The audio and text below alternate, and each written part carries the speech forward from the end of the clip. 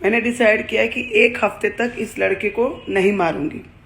आज है 4था दिन और मुझे लग नहीं रहा है कि मैं अपना ये कसम पूरा कर पाऊंगी। मैंने खुद को कसम दी है कि ज्योति तू अर्जुन पे कम से कम 1 हफ्ते तक हाथ नहीं उठाएगी। और आज 4था दिन है और